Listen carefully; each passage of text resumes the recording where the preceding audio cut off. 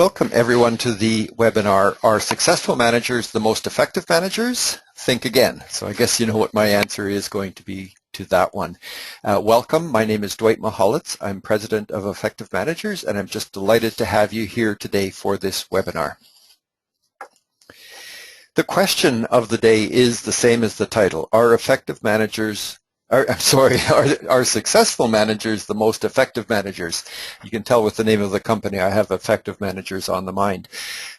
So I really would like to explore that because often people don't make a differentiation between these two things because success has a meaning that often implies effectiveness, but in fact, as you'll find out today, those two things are not the same in the organizational context.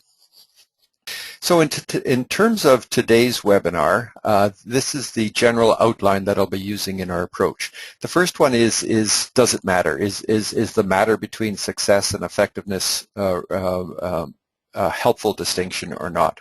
The second is, what is success? So what does success mean? And then comparably, what does effectiveness mean? So we can get an understanding of the relative differences between these two. I'll then go on to talk about finding the right balance, and then finally we'll have the summary and some closing slides. The starting point is some research, and I came across this research a couple of years ago when I was preparing for the research that grounds all of the work that we do at Effective Managers. This was written by a person named Fred Luthens, a very well-respected person in organizational behavior. And in the 1980s in particular, he wrote in this area. And one of the approaches that he looked at was to study successful managers, and by success he defined those who rise rapidly through the organization. So success then is people that are seen to be capable, they're well respected, and they're promoted regularly throughout the organization. They're often thought of as the rising stars of the organization. Following the research that he published on that, he dug more into effective managers. So he defined what effectiveness was really in terms of output, and so those who are able to produce the highest quantity and the highest quality of outcomes in their work, and he really wanted to understand what they do.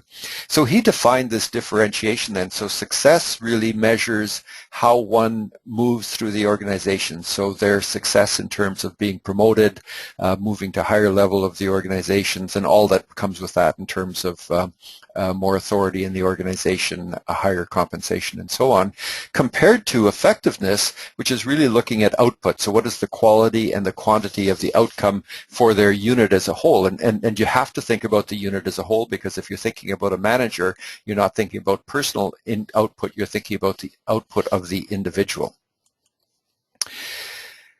So in terms of the indicators that he found successful managers are indicated primarily by their ability to do social networking.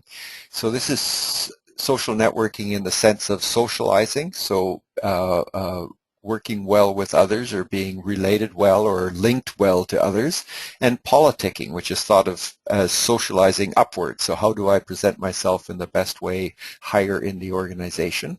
And secondly, their ability to interact with outsiders, so how well they can create and maintain linkages with people outside their organization. The effective managers indicators, on the other hand, the top two were dealing with communicating. So how well do they communicate with others? How well do they get their thoughts across in the work environment? And spending time on human resource management activities. Remember the point I made about this relating to team and the output of the team? Well, human resources management activities would be directly related to that. And here's the interesting finding in this third bullet. 4 of the 5 activities that are related to effective managers are indicative of unsuccessful managers. In other words, those that are promoted relatively slowly. So the indicators that correlate with high quality output do not correlate with those that are necessarily promoted in the organization. So this is a very intriguing distinction. So what I'd like to do is explore to you this balance between successful and effective, because I'm not saying that networking and politicking and being able to link to outside or the organization isn't important. In fact, those are important attributes to managers and organizations. The question is, how do you get the balance between those attributes and those other things which also relate to high output and high quality in terms of the output of the team in the organization? So the question then, does it matter? Is this something that would be worth spending time in terms of trying to do better in the organization? So this brings me all the way back in the loop to the research that led to the founding of the Effective Managers Organization. We partnered with the University of Ottawa, the Telfer School of Management, and the research there showed quite clearly that managers only spend 55% of their time doing value-added work. So they're spending 45% of their time on work that's not adding value to their roles. So they're going to meetings they shouldn't have to go to. They're reading email they shouldn't have to read. They're in a conflict situation and trying to work through the differences with people in other parts of the organization when they shouldn't have to. So all of these things are getting in the way of managers being as effective as they can.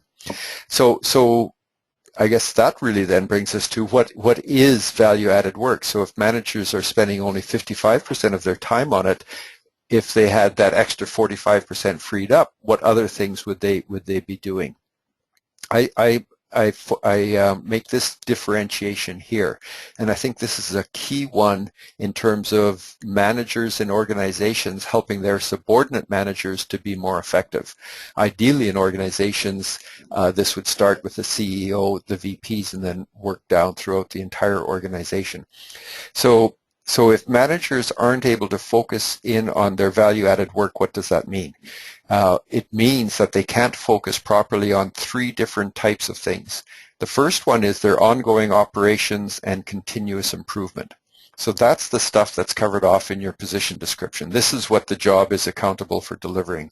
If I'm in operations, I'm accountable for operating. If I'm in accounting, I'm accountable for doing these many accounting transactions, doing the work that comes my way, following up on that work, and observing that work and seeing how I can do it better and how I can improve systems both for myself and for my employees.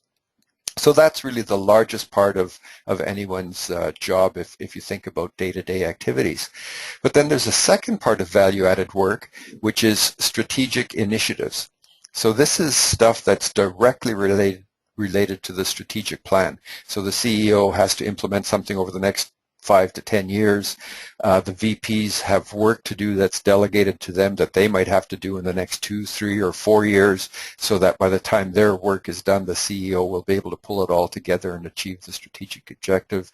For the VPs to be able to do their work, they would have to get their directors to do something. So these are strategic initiatives that cascade down the organization and are part of the organization achieving its strategy. Now, certainly some of that could be part of operations. Doing better in operations is always part of strategy. But these I'm thinking of are those change initiatives that are almost special project or improvements or new work that help the organization change its direction. And they tend to be delegated more crisply in terms of this is what you have to do, this level of quality by this point in time, as opposed to the ongoing operations work. It's just that work that kind of flows day in and day out. And then the third one, and this is often not thought of in this bucket, are those managerial leadership activities that you as a manager need to carry out for your subordinate managers to be as effective as they can be in their work. So that's all aspects of work in terms of managerial work, in terms of planning your own work, in terms of setting context for your subordinates around the work that they do and how they make decisions and take initiatives that are consistent with where you need to go. It's the delegation of work in crisp terms. It's the setting up of feedback loops to be able to ensure that that you're giving them the coaching and the feedback and the support and so on. So it's all of those things around managerial leadership activities. I've got a wonderful resource on my website if anyone's interested in learning more about the 5 requirements of effective managers. So why does it matter? There's this one piece of research, and I promise I won't talk to you anymore about research after this one slide, but I just want to make this point because I think all of you have heard about the service profit chain before. It was published by by James Heskett in 1994, so 20 years ago. Some would say it's old research, but it's been replicated and enhanced and supported in many, many, many documents since then. And the basic theory is that if you have more satisfied employees, you have more satisfied customers, and more satisfied customers are going to stick around longer, so you're going to have a greater lifetime value, so that's going to increase revenue and profit for the organization. And that this is taken by gospel. I think it's, I know it's taught in all management schools, and managers do understand this. What's not well understood and is often forgotten is the third bullet on this slide, and that is that leadership practices underpin the entire service profit chain. So satisfied employees don't just appear. Satisfied employees are satisfied because they can do effective work. They're able to use their full capability to do their work. They're satisfied with their work, and they're getting the appropriate support, guidance, coaching, feedback, recognition from their manager. So managers need to manage for employees to be satisfied, and organizations need to have a managerial leadership system in place for managers to do their work so that employees are satisfied, and that, in fact, is what drives this entire service profit chain. So I wanted to make that point because I think this is very well known in organizations, but the importance of managerial leadership in it is often forgotten.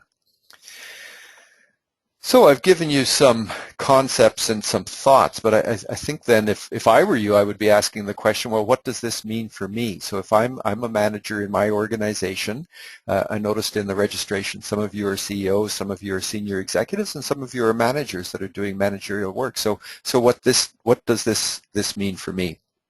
I think the number one thing to remember is that those traits for successful management are good things. So there's nothing wrong with a manager positioning him or herself for success in the organization. So networking, socializing upwards, what's called politicking by Luthans, and being visible and so on. I think those are all good things, but they have to be balanced against the second bullet here, which is effectiveness. So not only are those things important, but also you need to deliver quality, quantity, and timeliness in terms of the work and the work of your team in this organization. So the question for you then becomes, what is the balance in terms of ensuring that managers are able to be effective as well as being successful in the organization, and hopefully having a high correlation so that it's your most effective managers in fact become the most successful ones in your organization as your organization grows and increases in productivity. So there are three fundamental requirements for getting this right. And these are what they are. The first one is called problem-solving capability. So this deals with the capability of an individual to work at that level in the organization in which they're currently positioned. I'm just going to give you sort of the thumbnail on each of these, and then I've got a couple of slides for each of these because I think these are important concepts for you today. The second one is called skills and knowledge. So what are the skills and the knowledge that are required for success in the position? And the third one is application. So to what degree will the person apply themselves to all aspects of this work so that they can be successful in it? So the first one I'd like to cover off quickly is this one, complexity of work and problem solving. And some of you who have attended previous of my webinars will have seen this slide before. So just to give you the thumbnail overview of it. So if you think about work in an organization, and this is almost intuitive, so forgive me, but I think it's really important to get this. As one moves up an organization in different levels of the organization, work becomes more complex. The scientific tool that we have for measuring complexity comes from a researcher named Elliot Jacks, and it has to do with time. So if I'm a frontline worker and I'm in a factory, I come in the morning, I'm assigned the line that I am on, the work and my quotas, I do that work, and at the end of the day, I go home. So it's very straightforward, proceduralized work. If I'm a vice president, I might be given an accountability from the CEO to create a new market on a different continent 4 years from now. So that means over the next 4 years, I have to put in place the logistics, the supply chain, the production facility, the sales channel, all of those things to ensure that we can be up and operational on another continent, in another country, whatever, in 4 years from now. So just intuitively, the work of a vice president is much more complex than the work of a worker. So by using the scientific methodology, and if you think about it in that way, the nature of work as you go up the organization changes substantively in terms of the work from one level to the next. So the complexity of work is different, and therefore the capability to do that work is different. So your frontline worker, that is your absolutely very best frontline worker, may not be the person that's best suited for the next level up in the organization because they may not have that level of problem-solving capability that's required for success at the next highest level in the organization. So what needs to happen is that the capability of the candidate needs to be matched to the requirements of the complexity of the role. When I give you the example between a frontline worker and a VP, of course it's pretty obvious that you can't take a frontline worker and say, okay, the frontline worker is going to be a VP tomorrow. In 10 years, they might be the VP in that organization, but not tomorrow. Similarly, though, if you apply that same logic, you can use this concept of problem-solving capability to differentiate who is ready for promotion and who's not in the organization. So between, for instance, your professionals, your professional accountants, which one of them might be ready to move up to become director of finance when there's an opening there, or of all of the frontline managers that you have working in a certain production area, which one of them might be qualified to be the director of operations in that area once a vacancy becomes available. So this capability is important. And the last issue I'll make on this slide is that capability cannot be trained. Capability is a maturation process. So I won't say any more on that. I have a webinar just on this topic. So if you're interested, it's recorded. You can look in the resources section of effectivemanagers.com and have a look at that webinar or download the related paper. So the key takeaway from this then is that as one moves up the organization, there's increasing complexity of work, and you require increasing capability of managers to be successful at that work. And this is correlated, of course, or supported as well by ensuring that that person has the right skills and knowledge, and that they will apply themselves. And those two concepts I'm coming to right now. So skills and knowledge, if you're like most organizations, you have position descriptions, and in the position descriptions you have, oh sorry, something's going on in the background here that we don't want to see. So let me just get rid of that. Sorry about that, folks. So typically in organizations will have position descriptions, and they talk about things like experience, education, and competencies. So it's a start, and I mean it's important that we identify these kinds of things in organizations for how one will be successful in the role in the organization. But there are issues with each one of these because they tend not to get to the heart of what are those key things that a person has to be able to do successfully for success in the position. So I very much prefer this approach, which is written about by McDonald, Burke, and Stewart in their book, where they differentiate between technical skills, knowledge, and social processing skills. So here you can really get to the heart of it. So for this particular managerial position, what are the technical skills that I need for success? Do I need the technical skill to be able to write a strategic plan, for instance? Do I need the technical skill to be able to run a meeting, to negotiate, whatever those technical skills are? The second area is knowledge. What is the knowledge or the training that I need to have? So if I'm going to be the CFO, do I need to have completed the CA training and be designated as a certified accountant?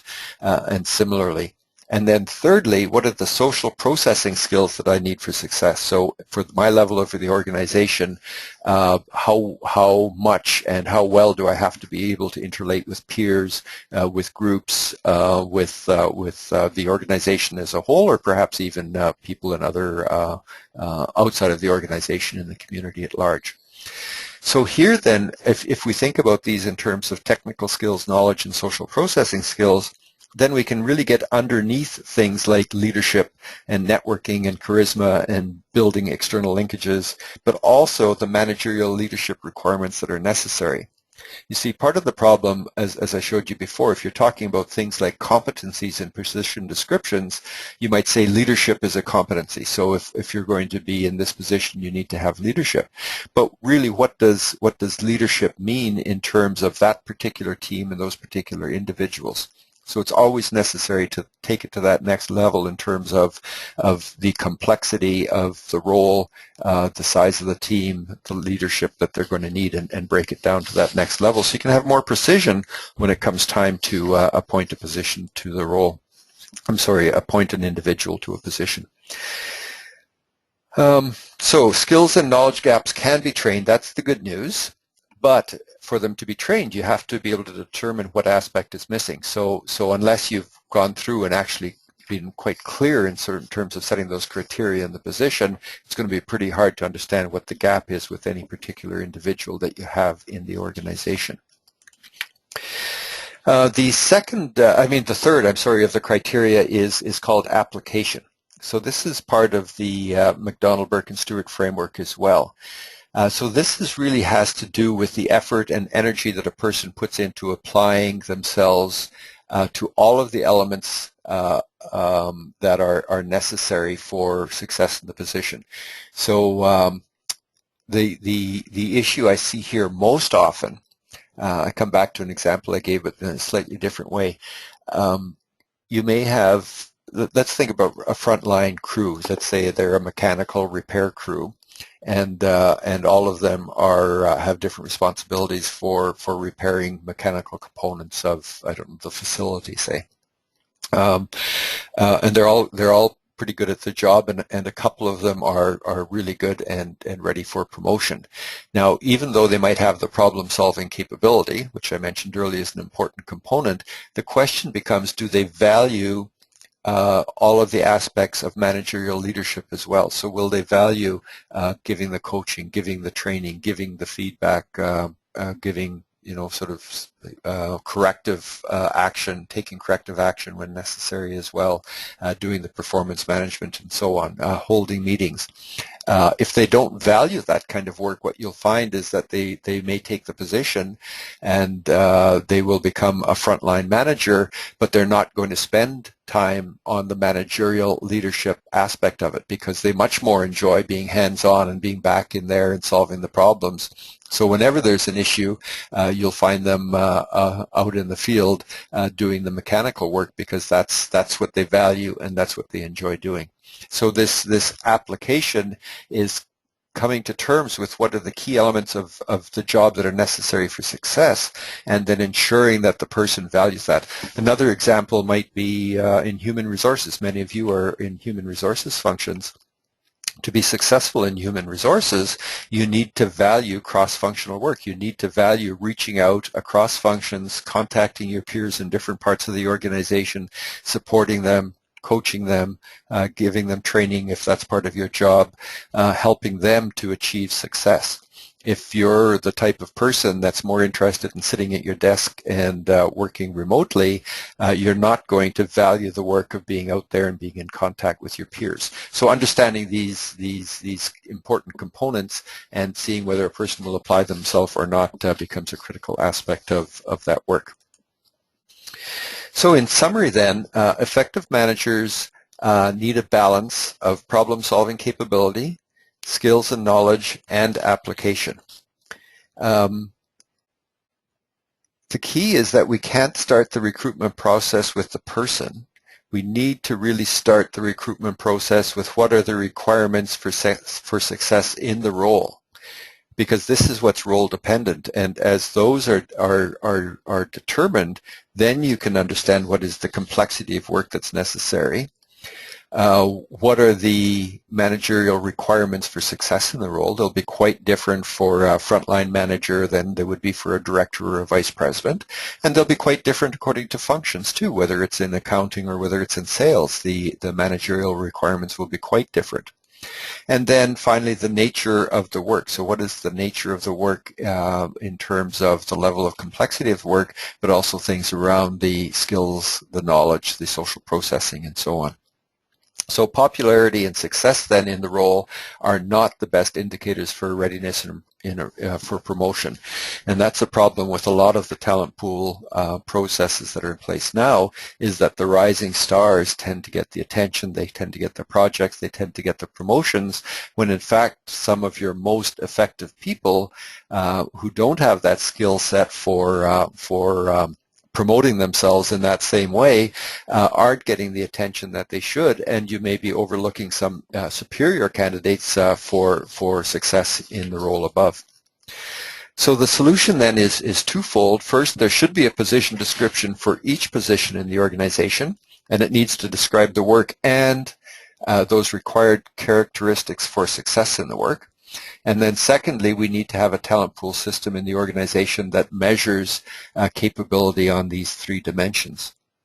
Both systems need to be organization-wide. So for a talent pool system to be effective, it really does need to start with the CEO, and it needs to work throughout the entire organization. So managers of managers need to be aware of these criteria when they're hiring. And I say managers of managers because if, for example, you leave your position, the person that's going to hire your replacement is your manager. So your manager needs to be thinking about this in terms of your subordinates now. And the talent pool system then is really a three-level system. So your manager is working with you to ensure that they understand your subordinates so that they can groom, prepare for, and be ready for succession planning when you move on. Similarly, you in your role, if you're at the director level or higher, need to be managing through that one level below your managers to their subordinates so that you're aware of that team and on all of these dimensions as well are able to coach and support and ensure that people are ready to move up the organization when it's there. But the trick again is to think about it on all three of those dimensions: problem-solving capability, skills and knowledge, and application. If there's a gap in skills and knowledge, you can train for that for a person that you think will mature with the problem-solving capability over the next 1 or 2 years.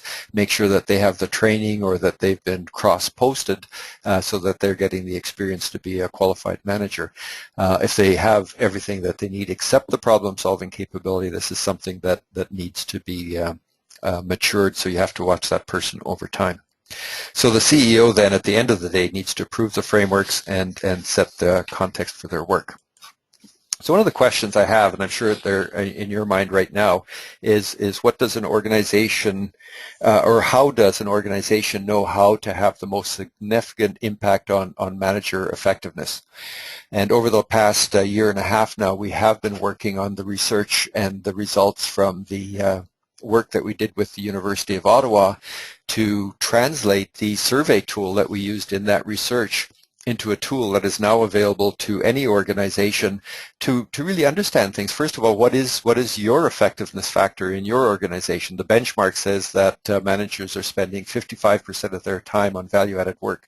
That's kind of like saying to your managers, well, come in sometime Wednesday morning to start your work week. That's not going to fly, but yet somehow we allow situations where managers are in a situation of churning away unproductively almost half of their work effort. So organizations should be aware of this. Traditional employee surveys are quite intrusive because they require everyone in the organization to complete the survey. In this one, you only need the managers to complete it, so it's 20 to 30 minutes of each manager's time to give you this effectiveness factor, but then absolute clarity in terms of what is the nature of accountability, how strongly do they feel about their accountabilities, how clearly are they being delegated accountability by their managers, and what are their key factors in the organizations that are getting in the way of or supporting them being effective, so that when you have a change program, so that when you're executing strategy, you can be sure that you're spreading your seeds on fertile ground, that managers will be able to focus in and collaborate on that work. Oh my goodness, I've let the time get away from me. It's 12:31. I'm sorry about that. So the survey is available. I would be very happy to talk with any of you to give you more information in terms of the information that we have available, and to talk about your situation and see whether or not you're understanding more the effectiveness ratio and understanding about what's working or not working in your organization. So please do feel free. The consultation is free. I'm always happy to talk about this stuff because I learn too, and I can pass on information to you or point you in the right direction, or we may be able to collaborate in some way. I would be very happy with any of those outcomes. So in quick closing, the 2015 series we're well underway. The next webinar is on May the 6th, the Open Door Policy Feedback Loops 101. So we'll be focusing in on that fifth requirement of an effective manager, which is feedback loops. Just to let you know, I have published a book recently, The Effective CEO. This talks in various chapters about many of the things that we talked about today. I talk about it as the effective CEO because it's really important that this stuff starts at the top of the organization and moves through the entire organization. But there's lots of gems in there for executives as well. So those who aspire to be a CEO or those who support the work of a CEO, good information there for you. So that brings me to the closing slide. I would take any questions now. This is the formal end. You can get additional information or download resources from effectivemanagers.com. You can sign up for a newsletter there, which is a monthly newsletter where you can get information. Follow me on Twitter for daily updates and management tips. And I'm very happy to connect with people on LinkedIn. So send me an invite, Dwight Mahalitz, on LinkedIn, and I'd be very happy to connect with you. So the first question I have here is so that is the formal end of the webinar. Thank you very much, and I will stay on for another 5 or 10 minutes as long as there are questions. So the first question is about the effective managers survey. They're asking about the base of the research, so how many organizations and where. So when we did this research, I was very concerned, number one, that it be a good methodology. That's why we partnered with the University of Ottawa. So it's absolutely academically sound research. And the second was that it wouldn't be in sort of an artificial environment. I guess that's the best word, because so much research, you see large research papers published, and it's students doing things in a simulated environment, and they project the results into the real world. So we did find volunteer organizations where the CEO did have all of the CEOs in their organizations participate. We had 8 organizations participate. Most were in Canada. One was in Europe. We made sure that it was not-for-profit organizations, for-profit organizations, and one healthcare organization, and different size of organizations from small to medium-sized. We didn't go into any very large organizations just because the size of any one organization might overwhelm the benchmark. And then we did the analysis on the research. So if you click on the research tab on my webpage, you can get a quick overview of the research and what were the findings. Okay, so that was the only question I had for today. I do thank you very much. There's a very short survey at the end of the webinar. As I click off, that will pop up on your screen. I want to ask you 3 questions, so if you could take 2 or 3 minutes, please do follow up. And I would be delighted, please do be in touch with me. I would love to talk with you to get your feedback on this session and to answer any questions that you might have and give you any guidance that you think might be helpful. So again, thank you very much. Closing off on this workshop or this webinar, and looking forward to being in touch with each of you in the near future. Take care. Bye. Hi, I'm Dwight Mahalitz, President of Effective Managers. Thank you so much for downloading the webinar. I hope that you enjoyed it and will find it useful. Feel free to check out other parts of the website for interesting downloads. Most are free, some are at a nominal charge, but I'm sure you'll find lots of interesting tools there and things that can help you be more effective. And in fact, that's what my job is. My job is to help you, help your organization be higher performing. The bottom line is that I want to start where you are, understand your problem, and provide services that can help you solve that problem and implement a solution as quickly and as effectively and as efficiently as possible. Give me a call, drop me an email. I'd love to hear from you, talk about your situation, and see if there's anything that we can do together. Thank you.